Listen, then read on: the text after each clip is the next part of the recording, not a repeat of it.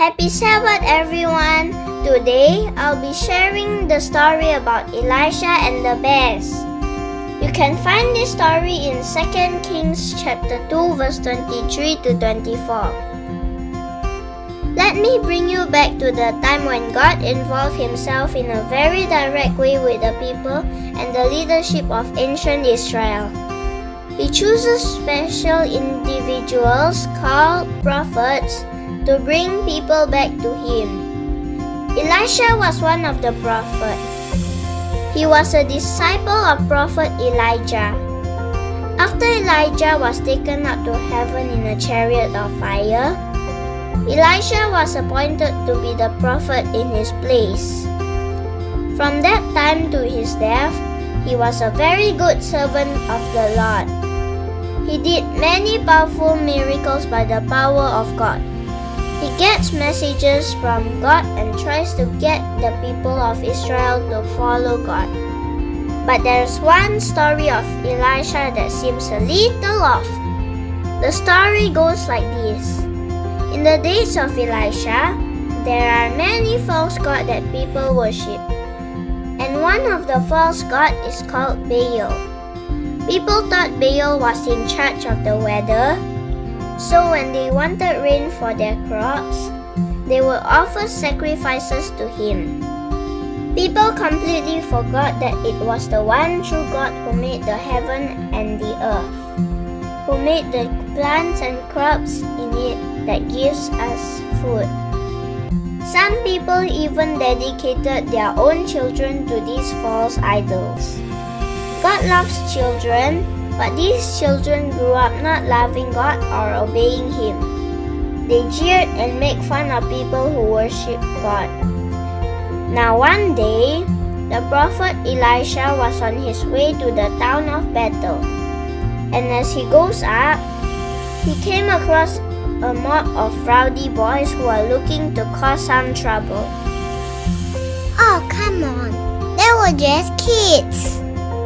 Sure, they are just kids, but if there are many of them, they can be pretty dangerous. And by the way, this group of boys were far from being small children. They were much bigger, more like young adults. These boys worshipped false idols and wanted nothing to do with God. When they saw Elisha, they began to mock Elisha and called him names. Instead of respecting him and bowing to him like good children, they made fun of him and said silly things. "Go up, bald head," they cried. "Go up, bald head." They called him bald head because Elisha was bald with age. He had no hairs on his head. They had no business to mock Elisha and treat him so badly.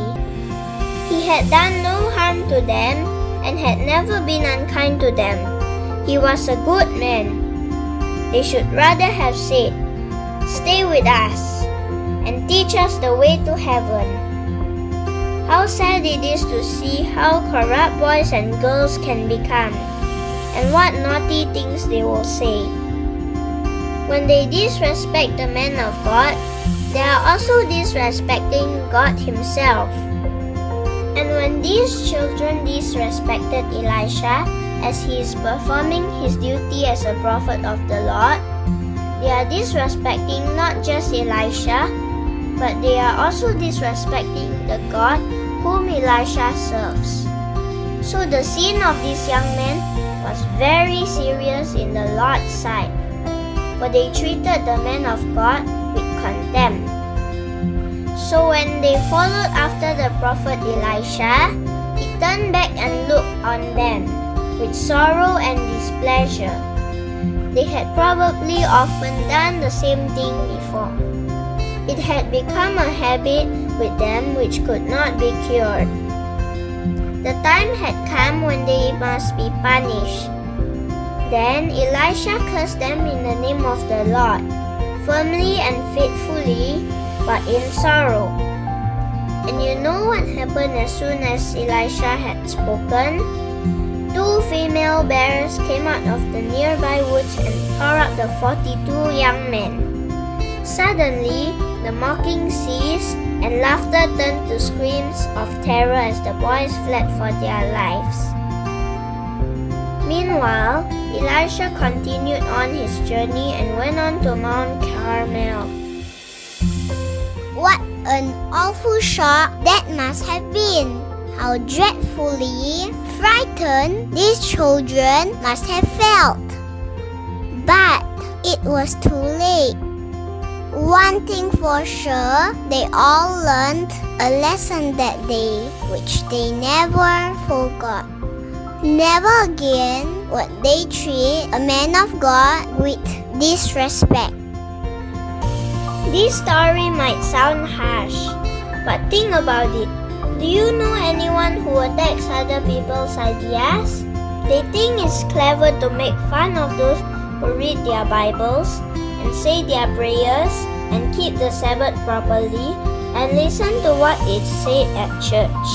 They laugh at other boys and girls who listen to what their mother says. I bet you do, and I bet it's not someone you really like being around. God sees these wicked children, and when He sees them, He is greatly displeased. If you want to be kept from the evil that is in the world, remember daily that God sees you. He notices how you behave at home and how you behave at school. He notices whether you mind what your parents tell you and how you behave when your parents are out of sight. He notices whether you are greedy, selfish, or tell lies, or take what is not your own. In short, there is nothing about children that God does not notice. God is always looking at what you do and hearing what you say. I pray that God will lead you to the right path and guide you in every steps that you take. As you love, respect, and obey Him, He will protect you and give you wisdom and strength. Amen.